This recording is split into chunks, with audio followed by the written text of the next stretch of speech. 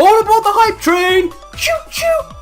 Hey guys, I'm the Remus Online, and you've all heard it by now, and if you haven't, stop living under a rock! Pokemon Omega Ruby and Pokemon Alpha Sapphire have been officially confirmed. So to anyone out there who was hating on the people who were screaming "Hoenn confirmed" back when X and Y came out, in your beautiful faces. So I need to make a little announcement at the end of this video, but before we get to that, the hype can begin.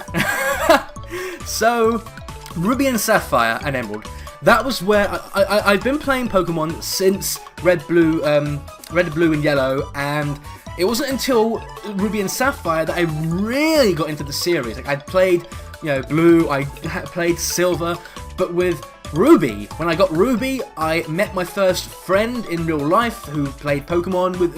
We didn't have the internet, or it wasn't as big as it is today. So finding a friend in real life in England who played Pokemon as well was really rare. And that was when I met my first friend. I think her name was Emily, and we used to battle and trade all the time in school, and it was fun times. So to me, Ruby and Sapphire were kind of a big deal, and I know a lot of people out there really got into Pokemon in Gen 3. I think Velicify even got into Gen 3 competitive battling, and that was where he began competitive battling. And the fact that they have now announced that these games are getting remade, so the games are coming out in the 15th of November, which is a month and a year since Pokemon X and Y came out. That also kind of means that it's quite a recent release date, so that kind of means they've been sitting on this game for a while now. I'd even go as far as to say that both games were basically complete when X and Y were released and going through bug testing, or at least very close to completion. I'm just trying to think of things to talk about because there's so much to talk about. There's things like the secret bases that are probably going to be coming back, which were a huge feature of Gen 3, which were never seen again, but they were awesome. If you didn't play Gen 3, basically you got a move, I think it was Secret Power or something, and you could find things like bushes, caves, and trees, and if you used Secret Power on them, it would unlock like a tree house or a bush house or a cave house, and you could put things like furniture in it. You could furnish it and it was wicked, and then you could link up with your friends, and in doing so, their secret bases, if I remember correctly, their hidden bases would appear in your game and you could visit. They wouldn't actually, I don't think they would be in there, or maybe they'd have like an NPC in there or something, but we are talking quite a while ago, so I could be making stuff up with rose-tinted glasses, but if I remember correctly, that would happen. Could you imagine that in this generation? This generation, with the kind of technology we've got now, you could trade secret bases with people online, and you'd be able to see other people's secret bases. Oh, that also means new Megas! Blaziken got a Mega, which means we're going to be getting Mega Marshtomp, or where's it? Mega, where's the evolved form of Mudkip? The final evolution, I don't even remember. Mega Sceptile, Mega Marsh, Mega Mudkip. Just forget his evolved form, just make Mega Mudkip, because we need a Mega Mudkip.